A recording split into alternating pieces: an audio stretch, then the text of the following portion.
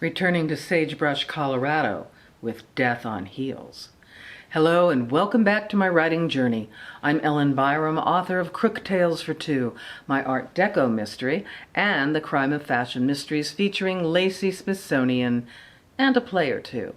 Today I am returning to an older book in my Crime of Fashion Mysteries backlist to announce that Death on Heels is now in ebook. I previously published it in trade paperback like this. However, Amazon refused to tag it to the original book and original reviews. At any rate, you can now pick up Death on Heels in ebook or trade paper, whatever you prefer. It is number 8 in the series. This book was hard to write. But who am I kidding? Most of them are hard to write. New problems, new characters, and new things to learn. If that's of interest to you, you can like this video, and if you watch it on YouTube, please subscribe as well. In my previous writing journey video, I talked about how the terrible people in our lives can enrich our fiction and inspire our villains. I didn't have to go far to find them to use in Death on Heels. I spent 2 pretty miserable years as a reporter in an ugly little town I call Sagebrush. And yes, I have told everyone I have ever met about it. So why not use it in a book?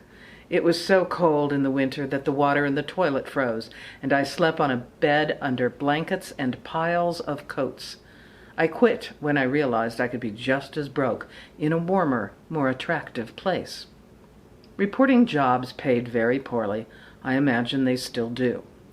Yet I went on wild horse hunts, witnessed bar fights, noted how many people in this town were missing fingers and teeth, covered murders in local politics, and I once crawled through a massage parlor window to interview the ladies inside.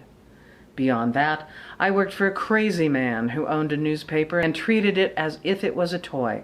I call him Muldoon. There's a little bit of his villainy in one of my characters. See if you can guess which one. Chaos was the order of the day, and it often felt as if we were working in a lunatic asylum. Apologies to mental health facilities.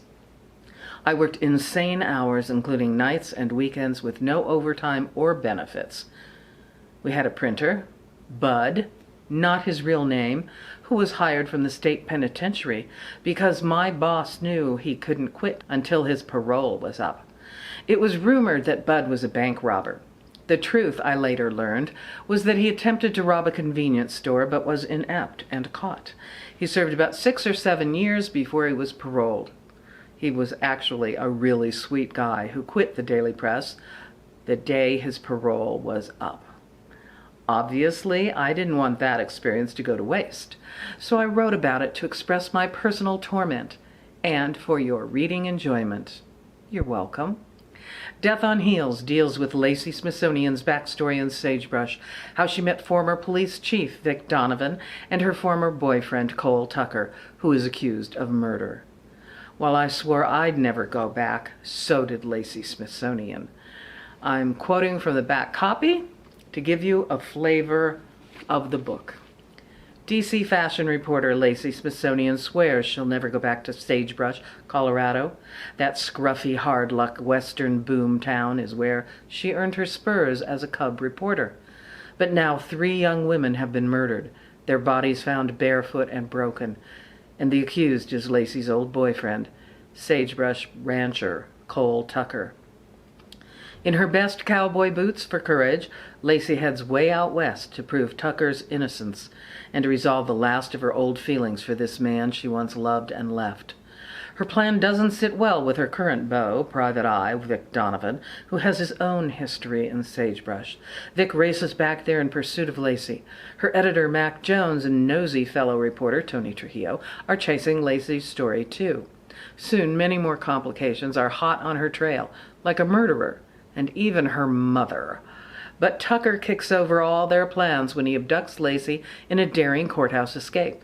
On the run with her old flame deep in the badlands of western Colorado, fleeing in stolen jeeps and on horseback, with Vic, the sheriff's posse, and a vicious killer in hot pursuit, Lacey's world turns upside down.